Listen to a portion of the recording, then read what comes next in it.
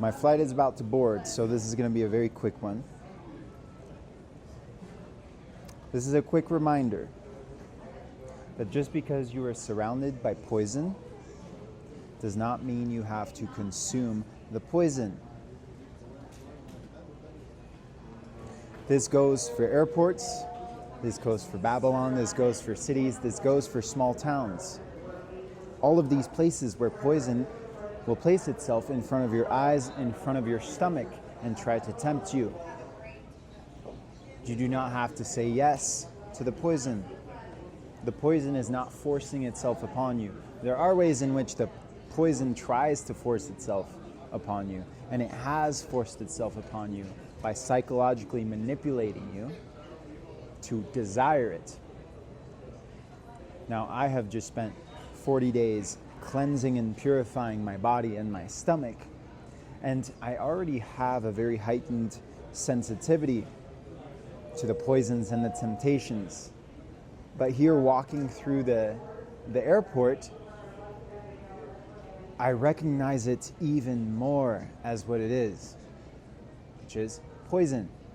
The pizza, the over-consumerism that's just in your face, flashy, flashy, flashy. And I've just gone from like untouched wild nature, beaches, jungle, pure, primordial, wild energy to just this like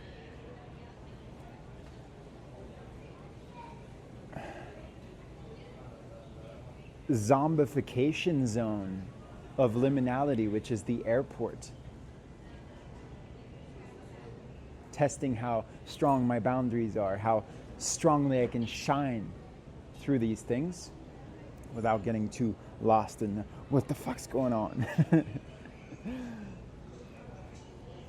This is what it is. We can change the things that we can change within ourselves first, and some things are going to take some time in the material plane. Now, to equip myself for this airport situation so that if I'm hungry, I can eat food and not have to starve myself in face of the poison that is offered. Papaya. Fruit. It's all fruit. Papaya. You can bring fruit through TSA.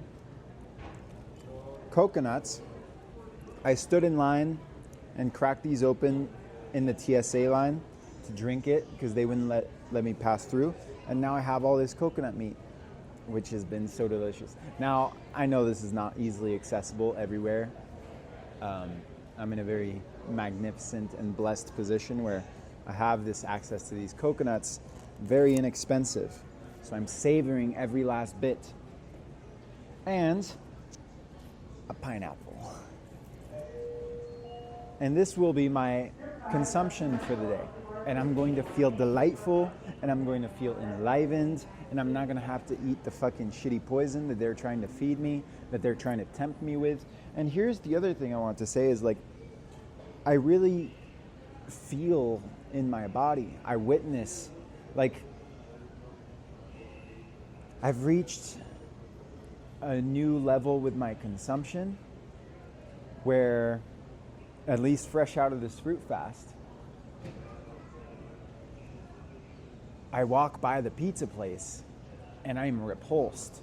There's not any part of me that's like, ooh, that could be nice. I'm like, ah.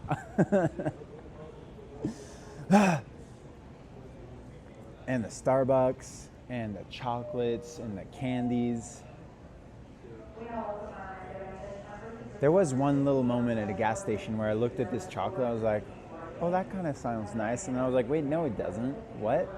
What part of me thinks it would sound nice to eat this factory farmed, corn syrup filled chocolate? So anyway, just because the poison is right in front of you does not mean that you have to eat it. Just because the devil will try to tempt you does not mean you have to say yes to him. Choose Christ. Choose God. Choose divinity in all forms. Choose your soul. Choose your freedom. Choose discipline. Become a disciple of luminosity. Become a disciple of truth. Become a disciple of how free you can choose to become in this lifetime in a world that's going to try and try and try to keep you confined and unfree. Test how strong your freedom is. Test how strong your connection to God is. And the more you cultivate that connection, and the more you rid yourself of defilements, and you do the fasting, all kinds of fasting, purification, not just food fasting, but the things that you consume, the people that you surround yourself with, the temptations that you allow to guide your life, say no to them. At least give yourself phases to clear these things out of your life temporarily, to test out, how does this affect me? How does my life improve when I choose to renounce this thing? And then you will improve and you will become more free. And as you cultivate these practices and you cultivate that freedom, then these temptations and these falsities and even the zombified vessels, which are receptacles for that form of consciousness and limitation and confinement, these things will not have as much of an effect upon you. And they might trigger the parts of you that still have certain attachments to those things, certain identity or egoic desires to want to belong to that system, to be in consent with that system. And you witness that part of yourself, and you feel it, and you trace it, and you witness it, and you shine the light of Christ upon it, and you shine the light of your soul upon it, and you shine the light of true natural earth essence upon it. And then you realign your body into homeostasis, and then your luminosity shines far more brightly than the synthetic lights of the entire LED synthesis system that this whole thing is. A system of synthesization, falsification,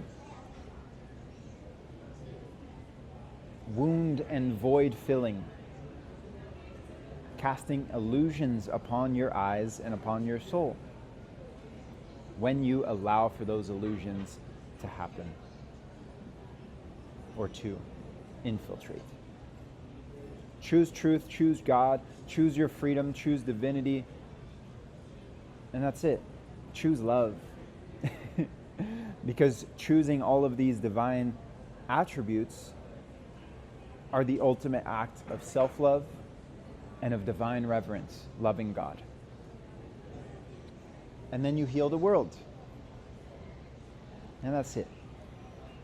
I'm going to eat some of this fruit before, well, I'm probably going to eat some of it on the plane. I have a lot of coconut to eat. Celebrating fruit.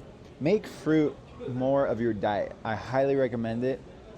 Fruit is meant to be eaten. Fruit dangles off the tree, juicy and ripe, and it's just like, eat me, eat me. And then plant my seeds all over the earth. Be fruitful and multiply. Genesis, the Bible. Be fruitful and multiply. Fruitful. Fruitfulness is abundance, is freedom, is sovereignty. Eat more fruit, but not the forbidden fruit.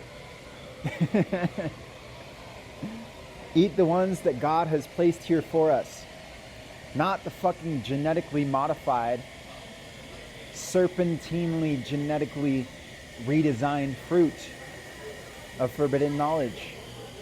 Eat real fruit. Okay, that's it. Goodbye.